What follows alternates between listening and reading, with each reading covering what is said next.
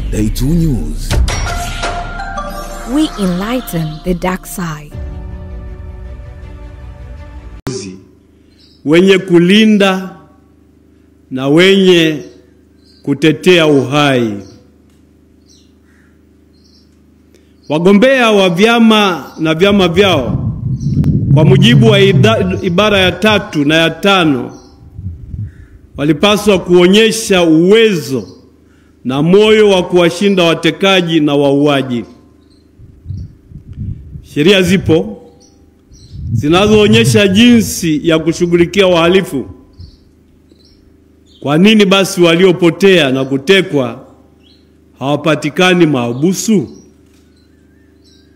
Tunaitaka serikali izingatie kanuni ya utawala wa sheria na kuheshimu kimatendo haki ya msingi ya kila mwanadamu.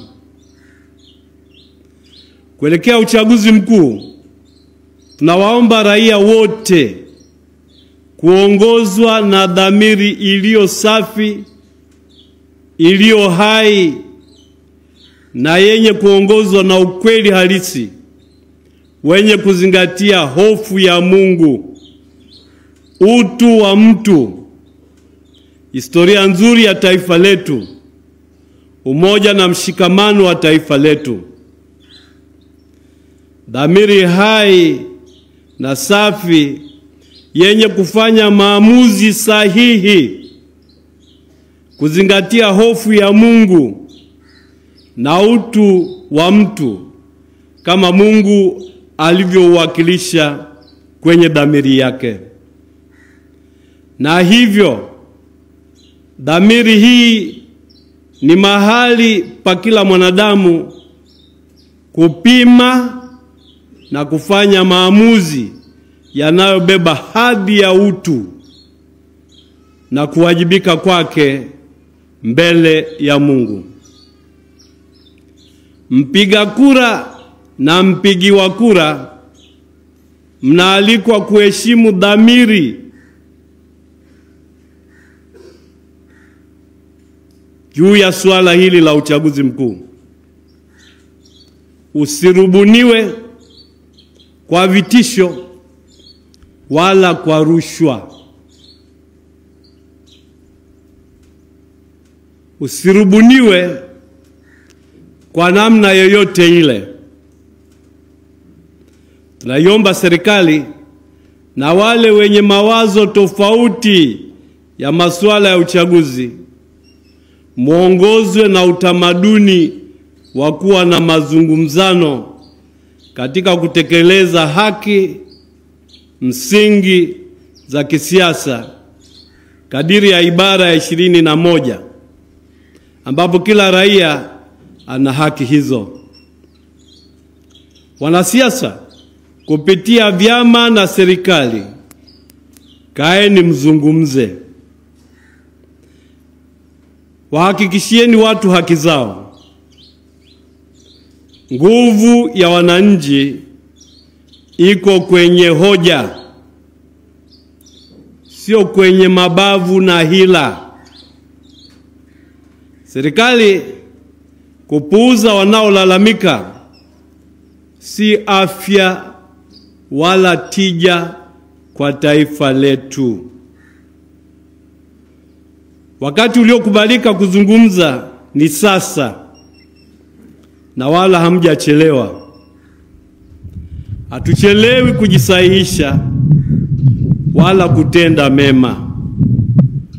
Barua ya pili ya Paulo mtume kwa Wakorinto sura ya 6 mstari wa 2. Tunaiomba serikali iwasikilize raia wenye malalamiko yao ya haki zao za kisiasa. Unyenyekevu mbele ya raia hujengeka kwenye ukweli na uwazi. Kiongozi wa watu akiwa mnyenyekevu ni mkweli na anaaminika na watu wote. Tukumbuke kuwa historia ya uchaguzi katika nchi yetu. Sambamba na hayo, naomba mtambue pia kwamba leo tunapoadhimisha siku ya Mwalimu Nyerere, tunapomkumbuka baba wa taifa,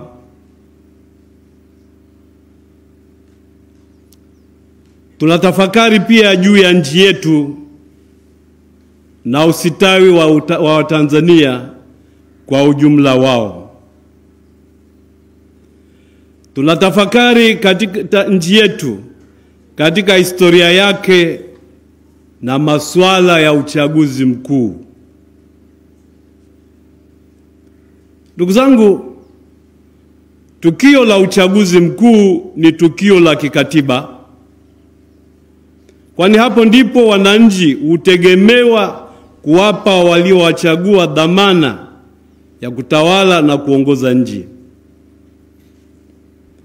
Ibara ya 8 ya Katiba ya Jamhuri ya Muungano wa Tanzania inaweka wazi kuwa mamlaka ya nchi yamo chini ya wananchi na serikali huwajibika kwa wananchi.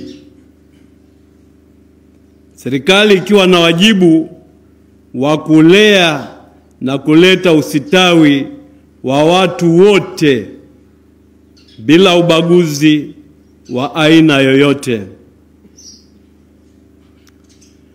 Tume ya Haki na Amani ya Baraza la Maaskofu Katoliki Tanzania, ambayo ninaiongoza, kwa kulitazama tukio la uchaguzi mkuu wa mwaka huu wa 2025,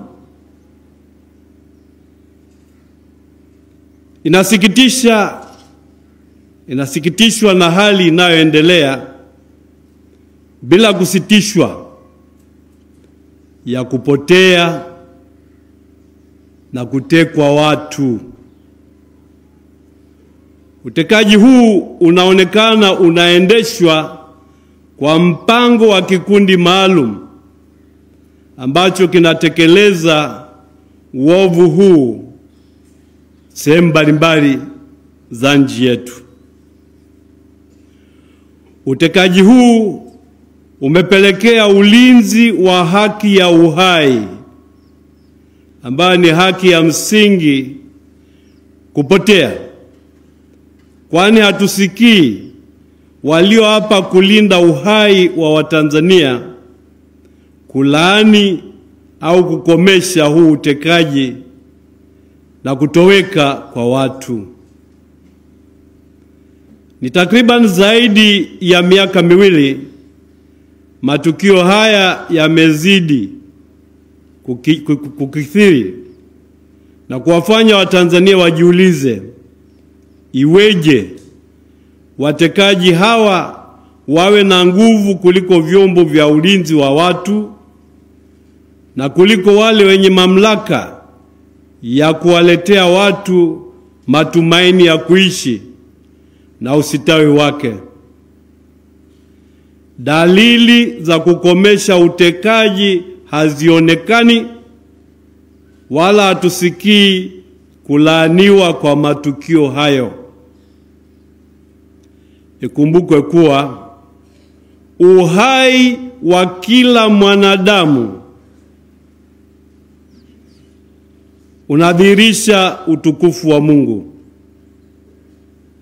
Mwanadamu ameumbwa kwa sura na mfano wa Mungu. Mwanadamu ni kiumbe wa pekee ambaye hakuna mwenye haki au mamlaka ya kumwondolea uhai wake. Kazi ya serikali ni kulinda uhai wa kila mwanadamu. Kwa mujibu wa ibara ya 14 ya Katiba ya Tanzania, kila mtu ana haki Day 2 News. We enlighten the dark side.